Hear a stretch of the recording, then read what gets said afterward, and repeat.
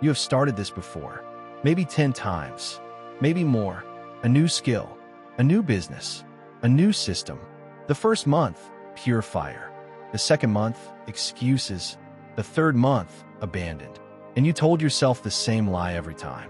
I just don't have the talent for this. That was never true. The problem was never talent. The problem was that nobody ever showed you. The only process that actually works. Before this video ends, I will show you something that will change forever. The way you look at learning. A truth so uncomfortable that most people choose to keep failing rather than accept it. Stay until the end, because without that final piece, you will start something new next month and abandon it the month after. Exactly like every time before.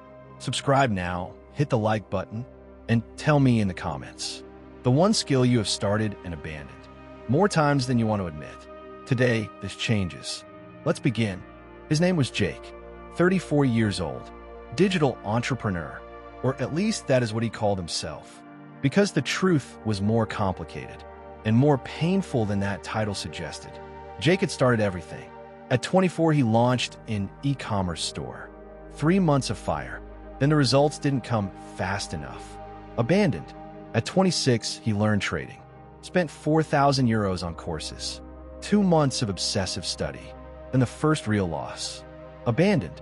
At 28, he started building apps. Hired a developer. Built a prototype. Lost interest when the first version wasn't perfect. Abandoned. At 30, he discovered copywriting. Read 10 books in 3 weeks. Wrote for 1 client. Decided he didn't have the voice for it. Abandoned. At 32, he tried dropshipping. Built 3 stores. None of them profitable after 90 days. Abandoned. Each time the pattern was identical. Ignition. Momentum. First obstacle. Doubt. Negotiation. Exit.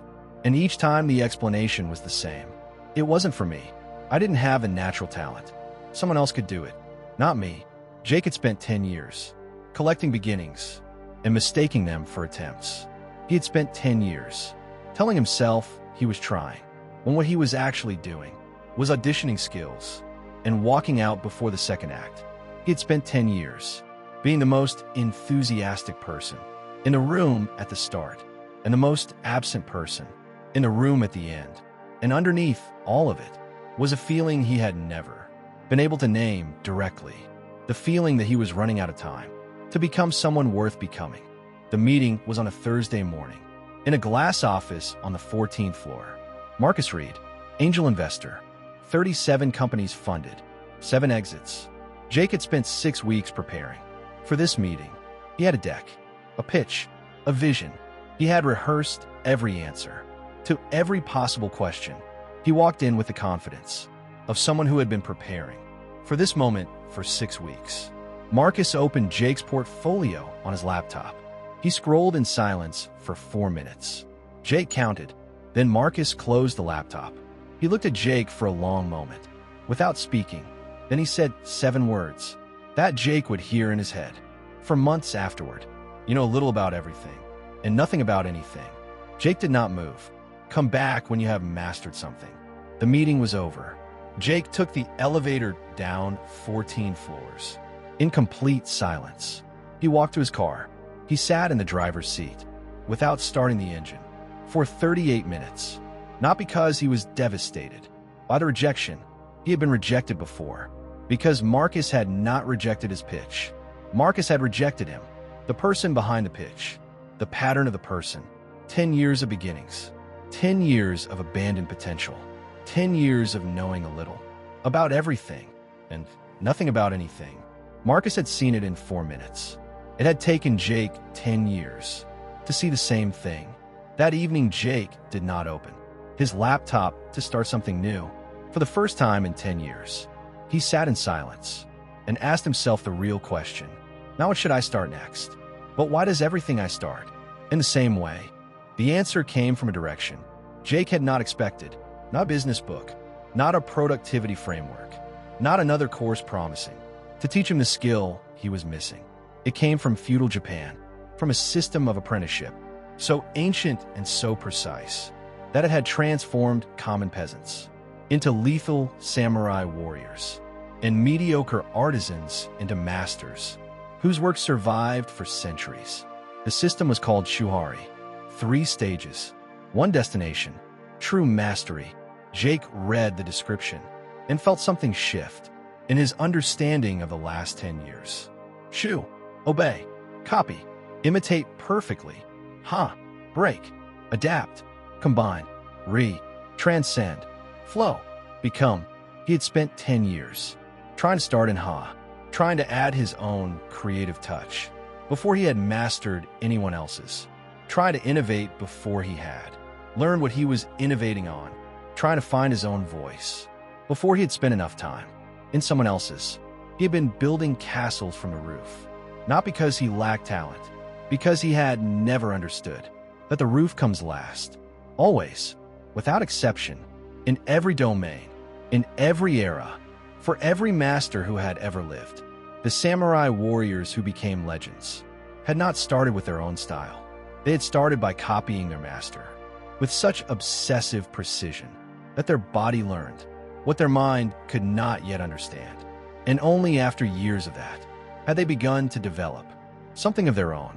Jake had been skipping this stage his entire adult life, not because he was lazy, because his ego had convinced him that he was too creative, too original, too intelligent to copy someone else. His ego had cost him 10 years.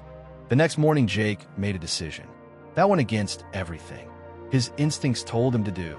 He chose 1 skill, not 5, not 3, 1, copywriting, the skill he had abandoned 4 years ago. After 1 client and 2 months, he found the best copywriter he could identify online, not the most famous, the most precise, someone whose work he could study, line by line, and he made a commitment, so specific it felt almost ridiculous. Every morning for the next 90 days, he would copy 1 piece of this writer's work, by hand, not type it, write it, because writing by hand forces a different quality of attention. You cannot skim what you are writing. By hand. His friends thought he had lost his mind. You're copying someone else's work? That's not learning. That's cheating. Jake said nothing, because he had understood something his friends had not. Copying is not cheating. Copying is Shu. Copying is what every master in every domain has done at the beginning of their journey, whether they admitted it or not. The first week was humiliating, not because the work was hard, because it exposed exactly how little Jake understood about what he was copying. He would copy a sentence and not understand why it worked. He would copy a paragraph and not understand why it was structured the way it was. He would copy an entire piece and feel like he had learned nothing. But he kept going, because Shu is not about understanding. Shu is about installing. You install the patterns in your body before your mind can process them, the same way a samurai installs a sword technique through 1,000 repetitions before he understands why that technique works in combat. A neuroscientist at the University of Tokyo, who spent 18 years studying motor and cognitive learning, discovered something that explains exactly what Jake was experiencing. When you repeat a specific pattern 300 to 500 times, your brain begins creating an automated neural pathway. After 1,000 correct repetitions, the pattern becomes unconscious. The skill migrates from the conscious mind to the brain's automatic system. But if you change the pattern before 300 repetitions, the pathway never forms. You remain forever in conscious mode. Slow, tiring, error-prone. Jake had spent 10 years changing the pattern every 90 days. He had never once reached 300 repetitions of anything. 30 days and something began to shift. Jake could not have explained it precisely, but the work he was copying had started to feel less foreign. The structures that had seemed arbitrary had started to reveal an internal logic. He began to notice patterns he had not seen before. The way a great opening line creates a specific kind of tension. The way a paragraph builds and then releases.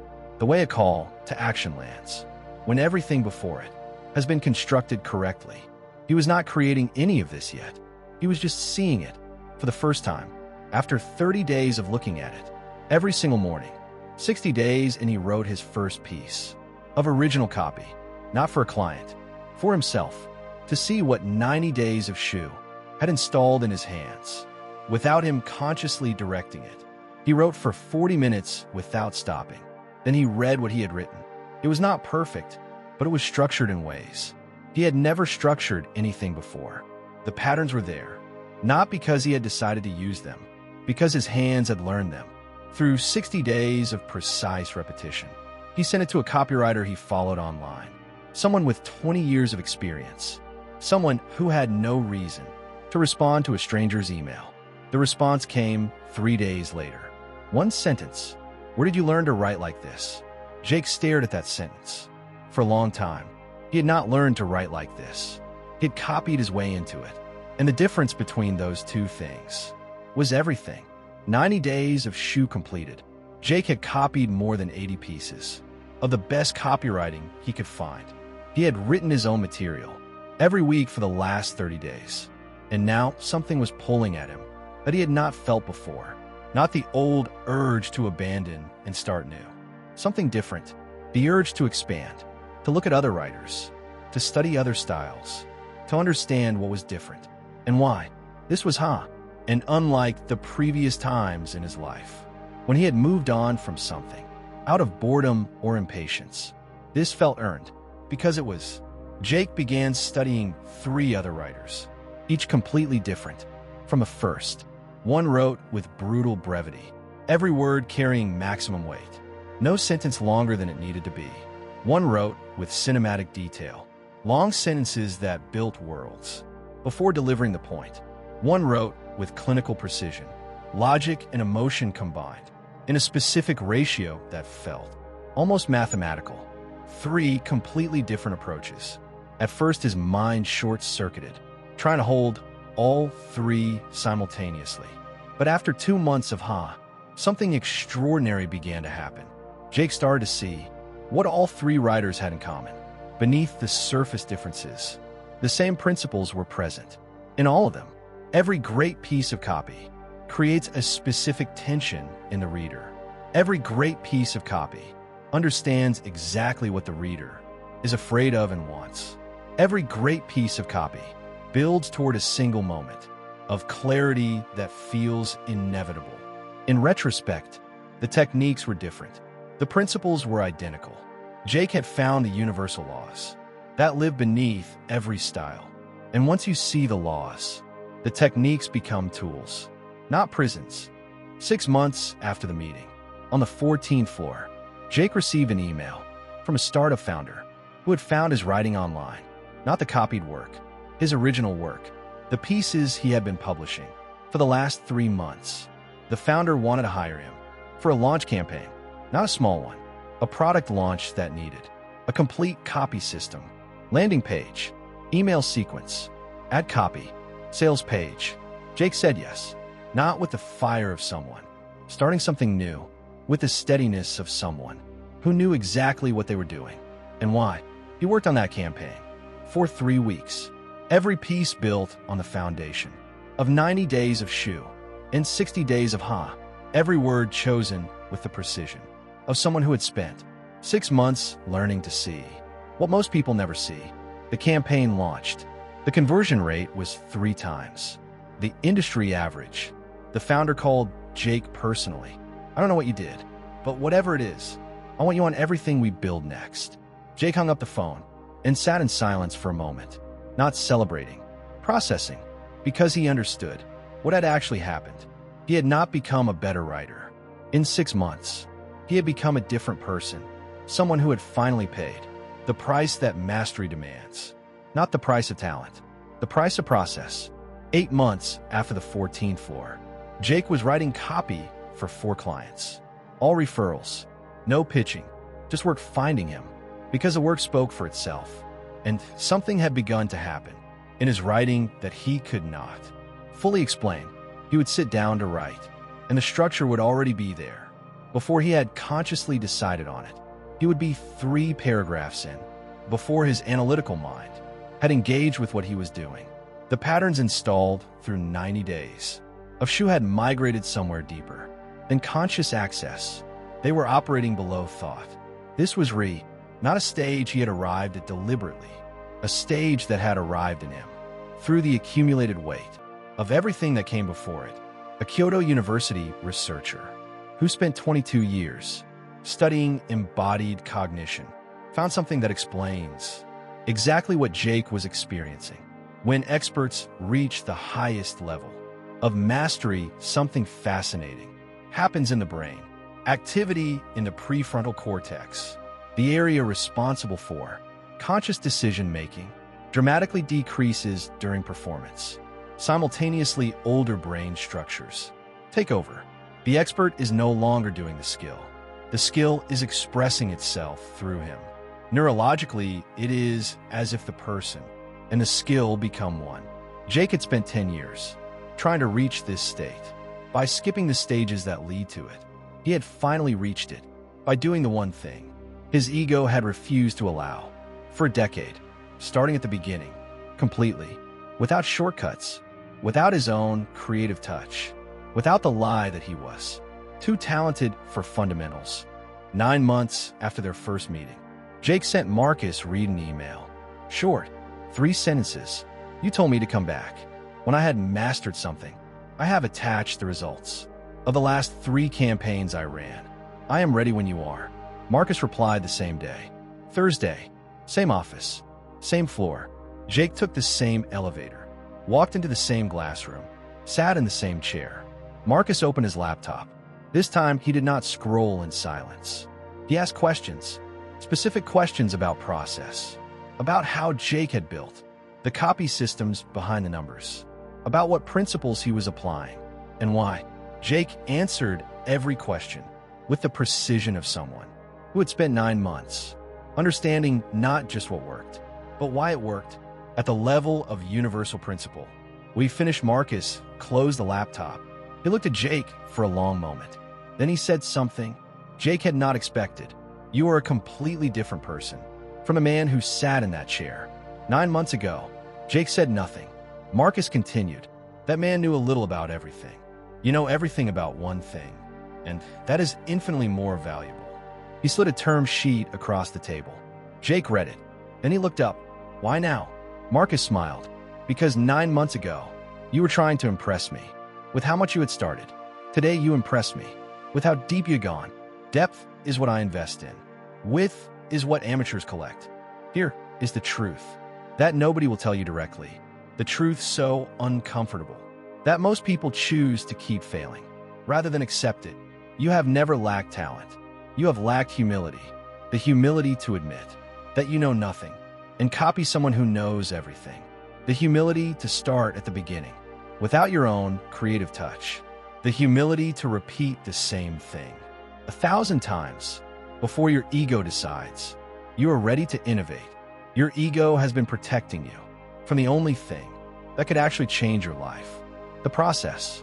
Every master who has ever lived in any domain has walked the same path. Shuhari, obey, break, transcend. There are no exceptions, not one. The samurai who became legends started by copying their masters with obsessive precision. The writers whose words change how people think started by copying sentences they did not yet understand.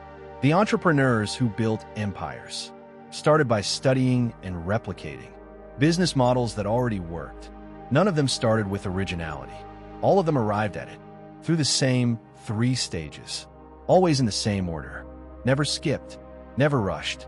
Jake spent 10 years believing the lie that talent was the price of mastery.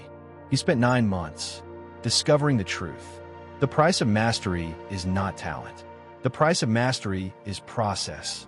And process begins with the one thing your ego has been refusing to allow you for years. Starting at 0, completely, without shortcuts, without your own way, without the protection of the lie that you are too creative, too intelligent, too original to copy someone else first. You're not too creative. You're too afraid. Afraid that if you copy someone else, you will discover that you are not as naturally talented as you have been telling yourself. That fear has cost you years. It does not have to cost you more. Shuhari is not an ancient Japanese system. It is a mirror And what you see when you look into it tells you everything about who you will be in 5 years. Someone who started 1,000 things and mastered none of them, or someone who chose one thing, went to zero, paid the price of process, and became someone that investors fly across cities to meet. Jake made that choice in a parking garage after the most humiliating meeting of his professional life. You can make it right now. If this reached something inside you, subscribe and activate the bell. Leave one comment below. The one skill you're going to enter shoe for. Not tomorrow, today. See you in the next video.